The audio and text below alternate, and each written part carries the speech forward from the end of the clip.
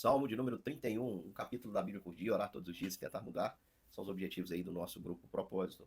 Salmo 31, meu irmão Davi, ele vem dar continuidade ao tema do Salmo 30, quando ele disse que exaltar ao Senhor e diminuir a si mesmo é o segredo da vitória. Aqui Davi vai afirmar isso, que estar no Senhor é o local mais seguro. Estar na presença do Senhor é o melhor lugar para se estar, porque é o local mais seguro onde alguém pode se encontrar. Davi ele começa dizendo: em ti, Senhor, me refugio.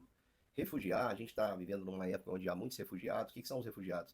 São os que se deslocam de uma terra em conflito e vão para uma região que, na percepção deles, tenha paz. Davi ele chama o Senhor de refúgio porque ele foge da guerra para o Senhor. No entanto, não é um deslocamento geográfico, meu querido irmão, mas é uma decisão interior. Estar em Deus, estar em Cristo é uma decisão interior. Fazer dele a sua fortaleza, fazer dele a sua morada, meu querido irmão. Você não vai ser envergonhado, como Davi diz aqui. Até porque, meu irmão, quando nós estamos em Deus, nós somos capacitados pelo próprio Senhor para enxergarmos as coisas de uma maneira diferente. Quando nós nos aproximamos da luz, Deus é luz, e quando nós nos aproximamos da luz, como Ele está na luz, nós vamos ter comunhão com Ele e Ele vai nos mostrar o caminho que devemos seguir. Inclina-me ouvidos, Davi diz, livra-me depressa, esse é meu castelo forte, cidade fortíssima, chama Deus de rocha, de fortaleza, e diz, por causa do teu nome, tu me conduzirás e me guiarás. Quando nós estamos em comunhão com Deus, Deus tem um compromisso conosco, irmãos, porque Ele disse que tem bênçãos que são decorrentes da obediência. Então, quando nós tememos ao Senhor, nós temos sabedoria, o temor do Senhor é o princípio da sabedoria. Quando nós andamos com o Senhor também anda conosco. Ele livra o seu servo, a bondade e a misericórdia de Deus nos perseguem, corre atrás de nós todos os dias da nossa vida. Versículo 4, Davi diz, tirar-me-ás do laço que ocultas me armaram, pois tu és minha fortaleza. Então Deus nos livra até daquilo que a gente não sabe, porque Ele é o seu protetor, Ele é o seu escudo, é a sua fortaleza, é a sua rocha, é o seu Deus, o seu Senhor. Aqui há uma menção messiânica, essas palavras foram usadas por Jesus, nas tuas mãos entrego o meu espírito. Jesus usou essas palavras da cruz. Aqui o sentido que Davi está usando é: Senhor, eu não quero cuidar mais do meu bem, estar da minha vida. Eu quero que o Senhor tome o meu espírito, aquilo que o Senhor me deu, que é sua imagem e semelhança. Eu quero que o Senhor tome nas tuas mãos. Porque, Senhor, o Senhor me remiu, Deus da verdade. O Senhor tem ódio, aborrece a atitude daqueles que adoram ídolos. Eu, porém, confio no Senhor. Irmãos, é assustador ver como as pessoas conseguem acreditar, confiar em objetos, confiar que outros homens, pessoas normais, poderiam fazer alguma coisa por elas. Não, meu querido, só existe, a Bíblia diz claramente, só existe um mediador, um único mediador entre Deus e os homens, Jesus Cristo, o homem. Porque, sendo Deus, não julgou com usurpação ser igual a Deus, se esvaziou e se tornou homem como nós, em perfeição, no sentido de com plenitude. Jesus é perfeitamente humano, como eu e você, sentiu todos os aspectos limitadores do ser humano. Sendo Deus, ele assumiu também essa natureza humana por me amar e por amar você, meu querido irmão. Então preste atenção, esse Deus vivo verdadeiro é o único que pode te levar a conhecer o Pai num relacionamento entre pai e filho. Jesus diz, eu sou o caminho, a verdade e a vida. Perceba que está tudo no singular. O caminho, a verdade e a vida, e ninguém vai ao Pai senão por mim. Qualquer outra coisa que as pessoas florearem, irmãos, não procede das Escrituras. A Bíblia só aponta um caminho nas palavras de Jesus. Eu sou o caminho, a verdade e a vida. Ninguém vem ao Pai senão por mim. Às vezes fica parecendo que há uma discussão, uma disputa religiosa, mas não é isso, meu querido irmão. Nós estamos trazendo à luz a palavra do Senhor Jesus. A Bíblia diz aqui, aborrece os que adoram ídolos vão. Eu, porém, confio no Senhor. Somente o Senhor, somente o Senhor. Você pode ler a Bíblia de Gênesis, Apocalipse. Você vai perceber que a Bíblia inteira vai apontar para aquela que é a base da nossa fé, revelada ali nos primórdios do povo de Deus, que são os 10 mandamentos. Não terás outros deuses diante de ti, não tomarás o nome do teu Deus em vão. O Senhor Deus é um único Senhor. Não farás para ti imagem de escultura, nem as adorarás, nem prestarás culto. Então preste atenção, meu irmão. Tudo aponta para isso. Deuteronômio 6 vai dizer: ouve Israel, o Senhor nosso Deus é um único Senhor. Somente ao Senhor amarás de todo o teu coração, de toda a tua alma, de todo o entendimento, de toda a tua força. Essas palavras que eu te ordeno estarão diante de você. Você vai pendurar nos umbrais das portas. Você vai fazer de tudo para lembrar de tudo isso. Você vai inculcar nos seus filhos, sentando, levantando, andando no caminho. Meu irmão, só existe um Senhor. Um Senhor. E esse Senhor nos amou de tal maneira que deu o seu Filho unigênito, para que todo aquele que nele crê no Filho, tenha a vida eterna. Só o Filho pode fazer isso, meu irmão. E é por isso que Davi ele diz, mesmo sem saber o que Deus está para fazer, ele sabe que o Senhor tem um coração de salvação e ele se abriga no Senhor, seu Deus. E ele disse: eu me alegrarei, regozijarei na tua benignidade, pois tem visto a minha aflição. O Senhor conhece as minhas angústias. O Senhor não me entregou nas mãos do inimigo, apesar de eu merecer. Eu e você merecemos, irmãos, que o Senhor nos puna, mas o Senhor continua a teimar e nos abençoar. O Senhor, ele é misericordioso, como vimos no salmo passado, a ira dele dura um momento, mas a sua misericórdia é de eternidade a eternidade. O Senhor não me entregou, pelo contrário, o Senhor me tomou e colocou os meus pés firmes em um lugar espaçoso. Irmãos, como Deus é misericordioso, como Deus é misericordioso. Ele é o Deus das segundas chances, das novas oportunidades. Cada vez que você deita, meu irmão, e levanta, Deus está dizendo para você: as minhas misericórdias se renovaram. E aí? Como é que nós vamos viver nesse dia? Você deve perguntar para Deus: o que o Senhor espera de mim, Senhor? Porque o Senhor, nós merecíamos que Ele nos punisse, mas Ele insiste em nos abençoar. Davi diz: compadece-te de mim, Senhor, porque me sinto atribulado.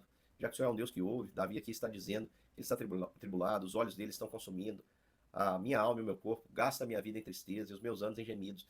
Nós não sabemos, irmãos, qual foi o contexto, mas eu gosto de pensar que Davi escreveu esse contexto, no contexto do seu pecado com Batseba. Olha o que ele diz aqui: gasta a minha vida na tristeza, os meus anos em gemidos, debilita-se a minha força por causa da minha iniquidade. Qual é a iniquidade?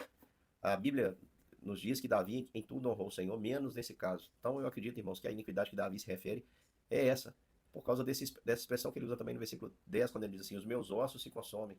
Lembra que ele diz em um salmo que vem detalhado, explicando que aquele salmo foi escrito no período em que Davi foi confrontado por Natã, e ele diz lá que os ossos dele se tornaram sequidão de chio, e aqui ele está dizendo: os meus ossos consomem.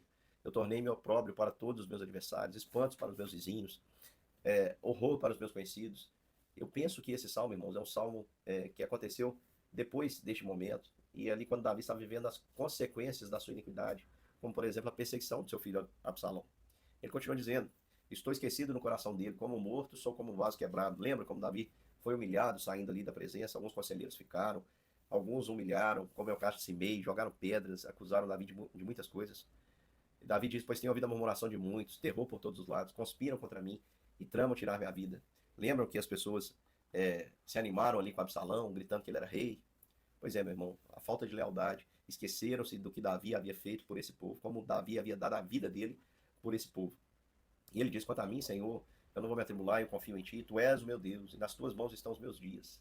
Livra-me, Senhor, das mãos dos meus inimigos e dos meus perseguidores, e faze resplandecer o teu rosto sobre o teu servo, e salva por tua misericórdia. Davi, ele continua dizendo: Senhor, eu estou dependendo totalmente de ti, se não for o Senhor, eu estou perdido. Não seja eu envergonhado, Senhor, pois eu te invoquei. Envergonhados sejam os perversos emudecidos na morte. Meu irmão, não tenha vergonha de clamar ao Senhor nos momentos da angústia, porque Ele é socorro bem presente na tribulação. Agora, meu irmão, tem muita gente que não clama nem no momento da angústia, fica com brincadeiras, brincam com Deus. Não pense esse homem que há de receber qualquer coisa. A Bíblia nos ensina como nós devemos orar e como devemos pedir. Davi diz: Senhor, ouve a minha oração e emudeça os lábios daqueles que falam com insolência, dos arrogantes, aqueles que confiavam em si mesmo e iam contra Davi. Saul, por exemplo, os outros povos, das outras nações que tentavam humilhar ao povo de Deus. Davi está dizendo: Senhor, esses arrogantes fazem-os calar. E ele conclui dizendo: como é grande a tua bondade, que reservaste aos que o temem, da qual usas perante os seus filhos. Olha que versículo maravilhoso, irmãos, versículo 20. Davi diz: no recôndito da tua presença tu os esconderás, das tramas dos homens no esconderijo os ocultarás da contenda e de línguas. Aqui Davi diz que os que refugiam no Senhor, o Senhor esconde no mais íntimo do seu recôndito. No recôndito da tua presença ele esconde para livrar o homem dos males, inclusive da contenda de línguas. O que é contenda de línguas, irmãos? É quando a gente se dispõe a entrar em contenda com quem nos persegue através da fala. Eu digo para você, meu irmão, não faça isso. Você vai se desgastar, você vai desgastar as pessoas, com o risco grande de você pecar. Então, quando falarem mal de você, forem injustos com você, fique feliz. A Bíblia diz que assim perseguiram os profetas que viveram antes de nós. Davi diz: olha, eu disse na minha pressa, ou seja, Davi falou sem refletir: estou excluído da tua presença. Duas hipóteses, irmãos. Davi estava lidando com o silêncio de Deus, e a segunda hipótese é que Davi não suportava a sua iniquidade. E aquilo consumia. Eu acredito mais na segunda opção. Davi diz: não obstante, Senhor, o Senhor ouviu a minha voz súplice quando eu clamei por socorro. Ou seja, ele diz: Senhor, eu perdi totalmente a minha moral. Imagina o que era a cabeça desse homem, segundo o coração, conviver com todos os atos que ele praticou ali, naquele episódio de Urias. Mas ele clamou ao Senhor por socorro, o Senhor o humilhou bastante, tirou a vida do seu filho. Davi se humilhou na presença do Senhor e ele foi ouvido pelo Senhor. E ele diz: amai o Senhor, vós todos os seus santos. O Senhor preserva os fiéis, mas retribui com largueza o soberbo. Eu imagino, irmãos, que Davi sempre, quando falava de soberbo, ele tinha na sua mente Saul. O Senhor preserva os fiéis, mas retribui com largueza o soberbo. Tão grande era a soberba de Saul, tão grande foi o seu castigo que afetou a ele e toda a sua casa. Sede fortes e revigore-se o vosso coração, vós todos que esperais o Senhor. Saul era tão soberbo, meu querido irmão, tão soberbo, que ele achava que não precisava de Samuel, ele fazia sacrifício antes. Ele achava que ele podia passar por cima das ordens de Deus. Ele achava, inclusive, que ele podia matar alguém que não havia feito nada, como ele tentou várias vezes matar Davi. E ele acabou prejudicando toda a sua família por causa das suas decisões. Por causa das suas decisões. A decisão de ser egoísta e confiar em si mesmo. Qual foi o fim da família de Saul? Não sobrou nenhum herdeiro. O único herdeiro que sobrou foi lá, Mefibosete. E que foi melhor sucedido que Saul. Por quê? Porque mesmo sendo aleijado, ele recebeu graça, foi recebido por Davi, comeu com Davi todos os dias da sua vida em Jerusalém. Agora Saul, meu querido irmão, a soberba o levou à completa ruína e levou também a sua família, os seus filhos.